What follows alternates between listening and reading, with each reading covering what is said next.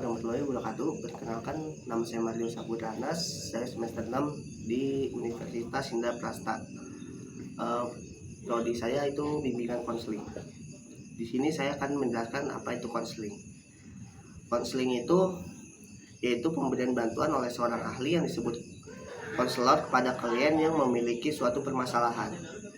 Oke, tadi kan saya membicarakan tentang konselor. Konselor itu apa sih? Konselor itu individu yang memiliki permasalahan atau setidaknya dia yang sedang mengalami permasalahan, tetapi dia tidak bisa menyelesaikannya sendiri ataupun dengan orang sekitarnya. Di sini saya akan membuat video. Saya akan konseling seorang klien atau bisa dibilang orang yang memiliki masalah dan dia nggak bisa menyelesaikannya. Di dalam konseling ini saya akan memakai teknik PCC atau bisa disebut pendekatan client center. Oke, di sini saya akan jelaskan pendekatan client center itu menurut Roger merupakan teknik konseling yang dimana yang paling berperan adalah klien. Selamat malam Kak. Di sini kakak datang ada permasalahan ya. Sebelum itu boleh saya tahu nama kakak siapa? Ya, jadi kenalkan saya Fairuz Akbar. Saya sih sebelumnya juga udah ngelakuin konseling juga, tapi sih udah selesai sih, udah clear. Berarti kamu sudah tahu ya apa namanya bagaimana teknis dari konseling itu. Nanti saya nggak perlu menjelaskan lagi kan? Iya. Ya udah, berarti kita langsung masuk ke sesi konseling kita hari ini. Sini, gimana kabar kamu hari ini? Siap Kak, tapi jujur lagi gak baik sih. Kepala tuh rasanya ini banget dah, penuh banget gitu, penuh. Kepala bilangnya penuh ya? Kayaknya banyak hal yang numpuk gitu ya. Mau cerita lebih jauh soal itu? Iya, saya kayak ngerasa otak saya ini kayak nggak pernah berhenti mikir gitu, kayak berat gitu, parah kacau. Oh, berat ya rasanya. Apa pikiran-pikiran itu lebih banyak soal kuliah, keluarga, atau hal lain? Semuanya sih nyampur sih Kak, kayak kuliah, skripsi gitu, nggak kelar gitu, keluarga malah tambah ribet gitu kan. Parah. Wah, banyak banget ya tekanannya dari berbagai sisi. Kamu mau mulai dari mana dulu? Kita bahas skripsi, keluarga, atau yang lain? Skripsi dulu sih, soalnya itu yang paling ganggu pikiran sih. Oke, skripsi yang bikin kamu kelelahan mental. Bisa ceritakan situasinya sekarang kayak gimana? Ya udah semester akhir sih Kak, terus udah gitu teman-teman tuh udah banyak yang udah sidang, saya juga masih stuck di bab 3 lagi. Bab 3 ya? Itu metodologinya biasanya apa yang bikin kamu stuck? Nah itu saya nggak ngerti sama sekali tuh Kak, udah dosen pembimbing juga cuek, jarang balas chat juga gitu kan. Itu parah sih, saya juga nggak ngerti sama sekali. Kamu ngerasa nggak dapat bimbingan yang maksimal atau gimana? Banget gitu, jadi saya ini kayak dibiarin sendiri, padahal saya udah coba nanya gitu kan, udah ngejar dosennya juga gitu. Oh, itu pasti bikin kamu frustasi sih. Udah usaha tapi kayak gak dihargain ya. Saya ngerasa gagal sih, malu sama diri sendiri, sama keluarga juga gitu kan. Malu karena ngerasa tertinggal dari yang lain atau gimana? Iya, kayak misalnya tiap lihat story temen-temen nih udah pada wisuda, saya malah makin down banget. Kamu ngerasa kayak semua orang bergerak maju sedangkan kamu itu stuck di tempat atau seperti apa? Nah persis tuh kayak gitu, kayak udah udah ngerasa worthless banget gitu, kayak udah ngerasa makin gak berguna banget. Worthless ya. Itu kata yang berat sih. Kamu sering ngomong kayak gitu ke diri sendiri atau bagaimana? Kayak tiap hari sih Kak, saya kayak gini ya, kayak cuma ngerasa hidup tuh cuma beban doang.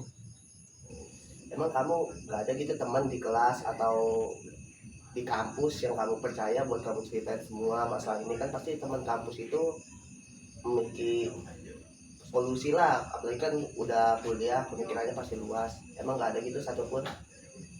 Nggak ada sih kak, soalnya kayak emang apapun tuh semuanya emang saya pendam sendiri. Saya takut kak, saya takut cerita gitu semua. Kadang ya itu kayak semua apapun yang saya rasain tuh emang saya cuma bisa pendam sendiri aja. Mau cerita pun saya tuh takut banget, saya takut banget. Apa yang biasanya muncul di pikiran kamu saat kamu lagi memikirkan skripsi? Ya benar-benar ngestak banget, benar-benar. Apalagi di kuliah nggak ada teman, nggak ada yang support juga, di rumah juga ya benar-benar nggak ada yang bisa bantu saya benar ngelakuin itu tuh cuma sendiri. Udah gitu benar-benar udah ya udah ngerasa berat banget, udah ngestak, jadi udah bingung banget buat ngapa-ngapain tuh, udah bingung banget. Tapi masalah kamu kali ini ada berdampak gak ke seharian kamu, kayak kamu jadi males-malesan, terus jadi ya begitu deh pokoknya? Nah iya sih, itu tuh ngaruh banget sih, jadinya kayak benar-benar males. Mood itu tuh, apalagi saya juga mood banget kan, kemudian banget orangnya, jadi kayak buat ngelakuin apa-apa tuh ya ngerasa ngerasa nggak sepenuhnya full full kayak apa yang saya lakuin tuh kayak nggak ngerasa semangat aja gitu rasanya, bener-bener bawaannya tuh kayak udah males banget ngapa-ngapain, udah gak mood aja gitu, jadi kayak udah pikiran juga udah kacau banget kan, jadi kayak ya udah saya cuma bisa ya tetap ngelakuin jalan sesuai realita yang ada lah. Tapi menurut kamu eh, bagian apa sih yang sulit kamu jalanin di skripsi itu? Bagian yang paling sulit itu kurangnya dukungan sih, kurangnya dukungan dari teman-teman, kurangnya dukungan dari orang tua juga. Jadi saya benar-benar hilang dari lingkungan terdekat saya itu, saya benar-benar hilang. Jadi saya cuma bisa, yang saya punya tuh cuma ada diri sendiri doang. Jadi kayak itu sih yang paling berat banget sih, susah banget buat ya ada yang mendukung tuh susah banget, itu ngaruh banget sih di saya. Terus biasanya apa yang kamu lakuin kalau kamu misalnya lagi stres, terus lagi banyak tekanan kayak gini karena masalah skripsi, itu biasanya kamu ngapain? Paling sih biasanya sih saya nggak suka, cuma bisa di kamar aja dengerin lagu, kadang ya main game, kadang buat ngelupain sejenak masalah-masalah yang ada. Itu salah satu cara buat saya nenangin diri saya sendiri sih, walaupun ya emang merasa masih berat aja sih, tapi buat ngelakuin kayak gitu tuh buat saya udah cukup lah kayak gitu. Tapi ketika kamu stuck nih di skripsi, apa kamu nggak pernah berbicara gitu sama dosen pembimbing kamu atau sama siapapun itu dah pokoknya? Udah pernah gitu, mungkin karena emang lingkungan saya emang di situasi kayak gini emang rasanya tuh eh, kayak gimana ya, benar-benar hilang gitu kan, jadi kayak ngechat dosen pembimbing, terus kayak bener-bener emang dosen pembimbingnya nih kayak di chat itu susah ada kabarnya, susah ada kabarnya juga, mau nanya-nanya juga teman-teman juga udah kebanyakan pada wisuda juga, jadi saya emang bener-bener cuma ada diri sendiri aja saya kayak gitu. Kamu keras ke diri sendiri ya? Apa ekspektasi besar yang mau kamu bawa saat ini? Ya ini sih kak, karena saya anak anak pertama ya kan, terus juga ya namanya ke orang tua kan berharap besar sama anak pertamanya gitu. Jadi selain tekanan dari diri sendiri, ada harapan keluarga yang nambahin beban kamu gitu? Banget gitu, apalagi kayak mama gitu harus bilang kayak harus sukses gitu kan, terus kayak ya namanya juga orang tua kan berharap besar banget sama anaknya, apalagi saya juga anak pertama. Kamu ngerasa kayak harus selalu kuat, selalu berhasil gitu ya?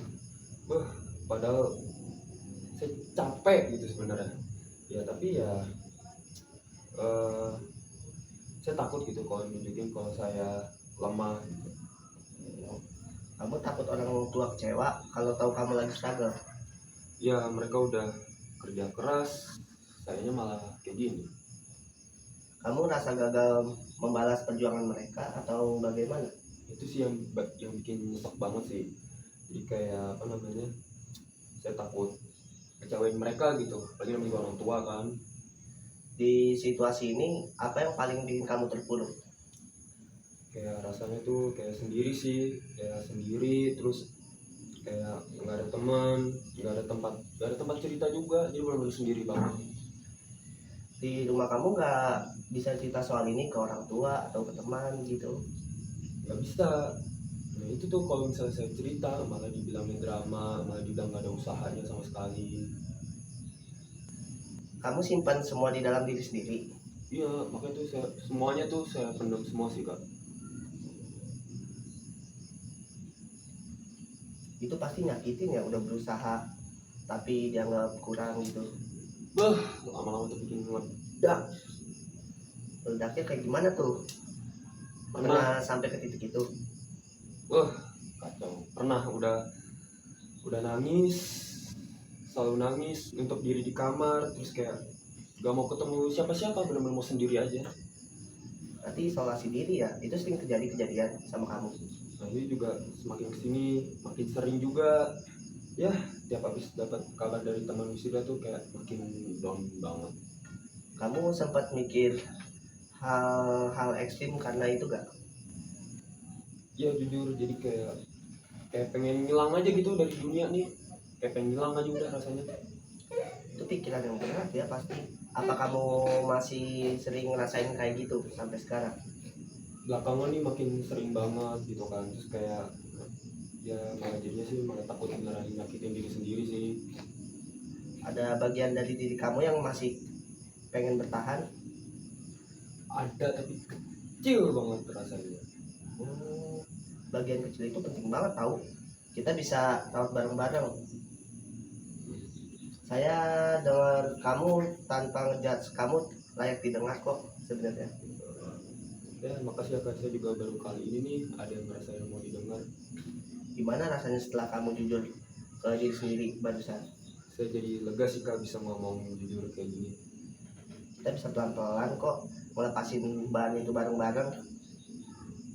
Ya kayak beban sedikit berkurang walau masih berat sih. Itu langkah berani kamu udah mau ngomong kayak gitu. Oh, gitu ya kak. Saya emang pengen sembuh sih, emang pengen banget gitu sembuh dari semua beban yang ada di hidup saya. Kamu pengen istirahat dari semua tekanan itu. Ya kadang sih saya cuma pengen tidur lama gitu, benar tidur seharian nggak mikirin apa-apa, udah benar-benar pengen tidur lama aja rasanya. Rasanya kayak dipaksa terus lari padahal udah kehabisan tenaga ya. Banget ya, tapi ya namanya juga realita tuh harus jalan sih kak. Kamu pernah ngerasa nemuin arah sebelumnya? Ya lari tapi nggak ada arah. Apa yang berubah dari waktu itu ke sekarang? Pernah sih waktu awal kuliah, namanya juga awal kuliah gitu kan, jadi ya namanya awal kuliah nemu lingkungan baru. Nah saya di situ emang udah mulai ngerasa semangat belajar. Ya udah sekarang kita ke soal keluarga. Kamu sempat bilang kan makin parah. Bisa cerita lebih detail? Semuanya berubah sih, kayak keluarga tuh makin parah banget ya kan, terus kayak apalagi kepercayaan diri saya ini makin runtuh lah. Saya ikut sedih sih dengar itu. Pasti berat banget buat kamu ya.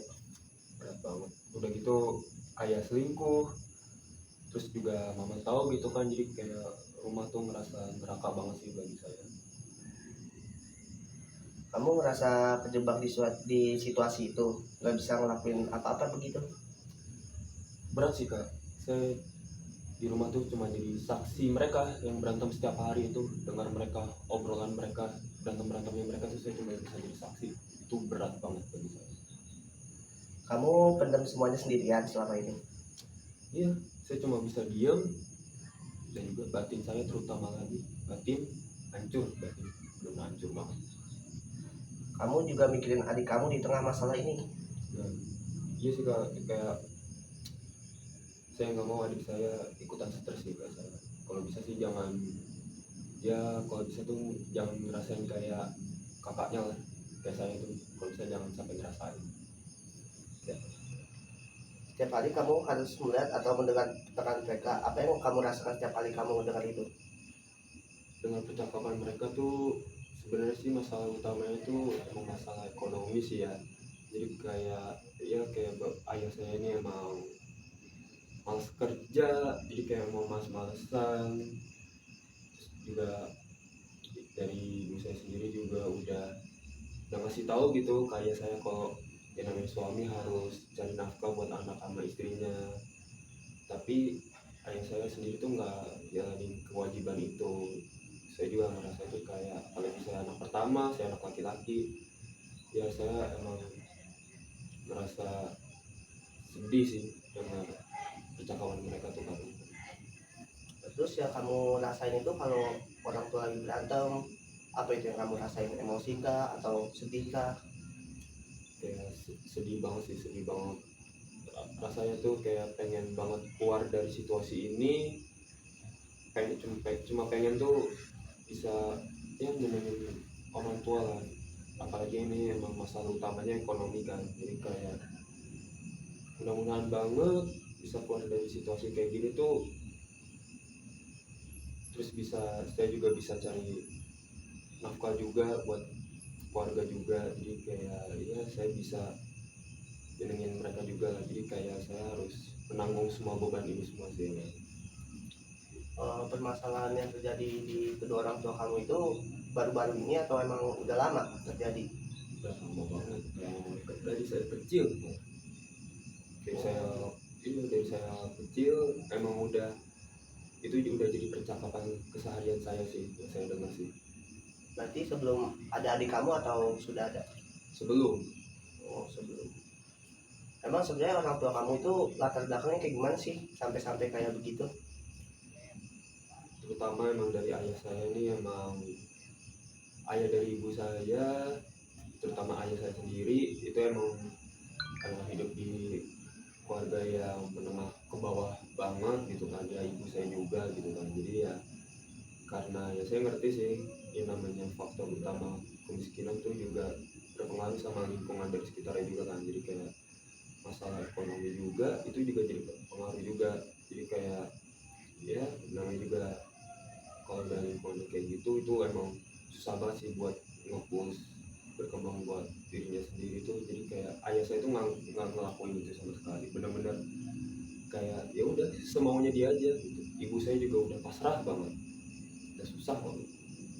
Tapi kamu ada keinginan nggak atau apa gitu rencana kamu untuk menyelesaikan permasalahan keluarga ini? Ih, pengen banget saya sih mudah-mudahan selesai skripsi. Kalau saya tuntas selesai skripsi, saya pengen banget cari kerja, dan saya emang pengen banget sih nyenengin orang tua saya sih. Dari hasil kerja keras saya tuh saya pengen banget, saya emang harus nunjukin kalau saya itu saya bisa, saya sukses. Nah kan kamu kan masih punya adik nih. Berarti adik kamu kan sering ya mendengar pertengkaran orang tua kamu. Itu adik kamu apa sih yang dirasain adik kamu? Kamu ini apa dia pernah cerita ke kamu gimana perasaan dia? Dia juga emang dia juga turut sedih sih, terus sedih ke saya kayak misalnya, abang ini gimana ya, ayah sama mama begini gitu ya. Kita sebagai anak mah, sebagai abang sama kakak mah, sebagai abang sama ade mah itu ya cuma bisa sabar aja, cuma bisa ya nerima apa adanya. Tapi adik kamu ini masih sekolah kah atau memang sudah kuliah juga? Kebetulan masih sekolah sih alhamdulillah, cuman saya agak yakin sih bisa melanjut sekolah atau enggak gitu, karena emang terutama dari keluarga saya ini emang karena utamanya faktor ekonomi. Saya juga nggak yakin kalau dia tuh bisa lanjut sekolah tuh, saya nggak yakin. Tapi dari kasus ini, masalah kamu ini, ada nggak dampak negatif yang muncul dari kehidupan kamu sehari-hari, kayak kamu jadi itu apa namanya, selalu negatif ke pikiran orang-orang lah gitu? Dampak negatif itu mungkin ya jadinya buat saya sendiri sih, eh, dampak negatifnya tuh saya susah cari teman ya. Mungkin karena emang teman-teman saya yang keluarga mereka yang menengah ke atas gitu kan, terus kayak melihat saya nih kayak mungkin kayak keluarga terpencil, jadi kayak ya saya selalu dijauhin itu sih gara-gara faktor itu. Jadi saya dampaknya lebih ke buat diri saya sendiri sih, saya jadi nggak punya siapa-siapa. Apa yang kamu rasain sekarang setelah mendengar itu dari kawan-kawan kamu, jadi kamu gak punya teman, apa yang kamu rasain? Sedih sih kadang di saat saya melihat mereka yang bisa asik sama teman-teman, bisa nongkrong, bisa kemana-mana sama teman. Saya kadang iri sih melihatnya sih bisa kayak gitu sih. Saya emang pengen banget kadang di posisi mereka, tapi karena lain satu hal yang bikin jadinya ya saya begini, jadinya dijauhin deh. Saya cuma bisa melihat mereka tuh, pengen banget, iri banget saya melihat mereka tuh. Tapi kamu punya solusi gak atau kegiatan gitu yang kamu bisa bikin kamu bahagia walaupun itu sendiri, bisa ngelepasin pikiran kamu gak bakal kepikiran lagi, itu ada gak? Ada sih gak, paling kayak ngelakuin kegiatan. Kebetulan sih saya emang suka saya suka olahraga juga. Mungkin dari olahraga itu saya bisa berprestasi juga, karena dari prestasi itu saya bisa nunjukin nih kalau saya tuh bisa, kalau saya tuh berprestasi. Saya cuma pengen orang tua nih bangga lah punya saya berusaha banget buat ngelakuin apa yang saya suka itu biar jadi suatu apa namanya, berharga lah bagi orang tua saya. Mau olahraga apa sih yang kamu suka selama ini? Saya suka basket, saya suka bola juga gitu, dan saya juga dari sekolah juga suka ikut-ikut lomba gitu. Saya suka ikut lomba juga, dan kebetulan saya juga sering menang lomba juga gitu. Mungkin itu adalah salah satu yang bikin saya yang jadi apa namanya, bisa jadi jembatan lah buat hidup saya sendiri, karena dari situ tuh saya bisa berproses dari situ biar saya bisa nunjukin ke orang tua saya ini kalau saya ini bisa loh, saya sukses gitu. Tapi kamu suka olahraga nih kayak basket, kamu suka ikut kompetisi kah atau lomba gitu yang terkampus kabupaten kan biasanya ada tuh, kamu ikut gak gitu gituan? Oh iya jelas itu sering gitu, karena apalagi SMA ya, SMA tuh emang zaman-zamannya apa namanya, zaman-zamannya suka ikut-ikut yang kayak gitu, suka ikut olahraga gitu kan, sering banget gitu. Dan emang alhamdulillah saya menang lomba itu gitu. Selain olahraga, kegiatan apa lagi yang kamu suka? Kalau olahraga, selain olahraga, kegiatan saya yang paling suka itu paling kayak saya suka baca buku. Saya suka baca buku ya, kadang saya juga suka main game. Buku apa tuh kalau boleh tahu yang kamu suka? Kadang sih buku yang bisa nenangin hati saya sih kan, paling kayak saya ini buku-buku yang lebih ke yang Islami sih, yang lebih ke agama lah. Saya cari buku-buku itu karena buat, terutama itu buku-buku buat nenangin diri saya sendiri lah. Tapi bagus dong kalau gitu, berarti kita masuk ke topik awal. Tapi ada dampak gak negatif dari misalnya kamu belajarnya jadi kurang, nilai kamu kurang, terus dalam tugas-tugas kamu suka lambat, itu ada gak permasalahan itu selama kamu kena masalah sama keluarga kamu ini? Jadi ini sih jadi susah konsentrasi sih, susah konsentrasi. Mood saya juga gak enak, jadi kayak kadang apa yang saya lakuin walaupun itu saya suka, kadang yang namanya juga hati saya lagi sedih, terus juga kepala tuh penuh banget rasanya, jadi kayak itu ngaruh banget. Dan itu bawaan itu jadi susah konsentrasi, susah buat ngapa-ngapain, jadi kayak emang udah males banget. Siapa orang terdekat kamu yang biasanya kamu suka cerita gitu, berbagi pengalaman, emang nggak ada gitu respon dari orang-orang tersebut, apa emang nggak ada? Kadang sih kalau kayak gitu sebenarnya sih ada sih ya, cuman kayak kadang saya tetap aja sih tetap ngerasa berat juga. Bukan berarti mereka tuh nggak ngasih solusi, mereka tuh kadang ngasih solusi juga, tapi karena tetap aja saya ngelakuin keseharian saya tuh tetap berat juga gitu. Jadi kayak saya juga emang benar-benar harus belajar banget sih biar keluar dari situasi ini sih. kamu kan pasti pernah lah punya masalah di masa lalu, kayak kamu punya kemampuan buat beradaptasi dengan masalah atau apapun itu. Emang kamu nggak bisa seperti masa lalu gitu beradaptasi dengan masalah ini terus mencari solusinya sendiri, atau emang udah benar-benar nggak bisa, Ustaz? Dan itu emang udah bener-bener gak bisa banget sih Kak. Karena saya juga dari kecil tuh emang udah istilah kata buat zaman sekarang tuh emang udah broken home banget. Jadi saya emang dari kecil tuh emang penuh banyak ya tantangan dari hidup kecil. Dari saya zaman kecil aja tuh udah banyak banget tantangan sendiri, kayak orang tua berantem, saya juga dikucilin juga sama teman-teman saya nggak dapet teman, saya juga jadi korban bully juga. Jadi emang udah bener-bener lingkungan yang toxic banget sih. Emang apa sih yang kamu takutin dari kamu cerita kayak gitu? Teman kamu sendiri, apalagi kan teman kelas ya, pasti bisa lah buat nutupin masalah kamu itu ke orang lain. Apa kamu takut diledekin, kamu takut dihina-hina sama teman kamu, apa yang kamu takutin? Itu sih emang udah jadi trauma buat saya sih Kak. Apalagi saya emang dari dulu juga korban bully juga gitu kan, korban bully juga. Terus kayak apa namanya, jadi trauma itu sih yang bikin saya takut sih buat cerita sama siapapun sih. Jadi takut karena saya trauma, karena saya dulunya korban bully sih. Tapi kamu kan punya trauma nih, berarti kamu sama sekali nggak punya teman dong di kelas.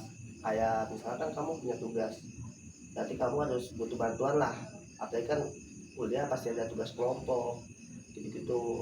Berarti kamu emang nggak percaya sama teman kamu, atau emang karena permasalahan ini doang kamu nggak percayain ke teman kamu? Kalau udah masalah ke situ sih, apalagi kalau misalnya konteksnya di kampus, apapun tuh yang ada di kampus sih saya berusaha buat ngelakuin diri saya sendiri dulu gitu. Tapi kalau misalnya ini tugas kelompok, ya saya sih sebenarnya sih berusaha buat berdiskusi tentang tugas kelompoknya itu gitu. Cuman ya balik lagi, itu cuma buat tugas kelompok aja, tapi ya tetap aja nggak berpengaruh di hidup saya sih. Apapun tuh yang saya lakuin tetap diri saya sendiri aja yang jalan di saat ini. Tapi kamu pernah nggak ngerasa males gitu pas kuliah, pas di semester pertengahan lah, itu kamu ngerasa males gak karena kamu punya masalah kayak gini, terus kamu teman juga minim, nggak ada, itu kamu pernah ngerasain nggak? Oh, itu pasti sih ngerasain banget sih. Itu udah bener-bener udah nggak ada semangat hidup banget lah buat ngelakuin kayak gitu tuh. Udah bener-bener kayak ya, tapi namanya juga saya juga anak pertama, saya juga harus tanggung jawab. Jadi kayak ya udah jalanin aja sesuai realitanya walaupun itu males. Nah, apa tuh yang bisa bikin kamu terus maju kayak gitu? Apa yang kamu lakuin? Karena saya mau tetap lanjutin prestasi saya sih. Saya mau bikin dari usaha itu tuh, saya cuma bisa pengen banget nyenengin orang tua saya. Saya mau lanjutin prestasi dari basket saya. Dari situ sih saya emang pengen lanjutin. Itu yang bikin saya jadi semangat, yang walaupun ya itu non akademik, tapi setidaknya buat saya bisa ada kegiatan di situ tuh, setidaknya saya masih bisa maju perlahan-lahan. Berarti kamu ada motivasi sendiri ya dari dalam diri kamu. Terus kalau misalnya dorongan gitu dari orang lain, misalnya dari orang tua kamu disuruh sukses kah atau apakah ada tekanan apakah, itu nggak ada? Apa emang dari kamu sendiri motivasi untuk terus maju itu? Untuk motivasi emang itu emang udah buat diri sendiri, buat diri sendiri sih emang. Jadi kayak motivasi ini juga ada, ini juga kan ada faktor dari, terutama dari keluarga saya juga. Keluarga saya emang benar-benar yang udah benar hancur banget.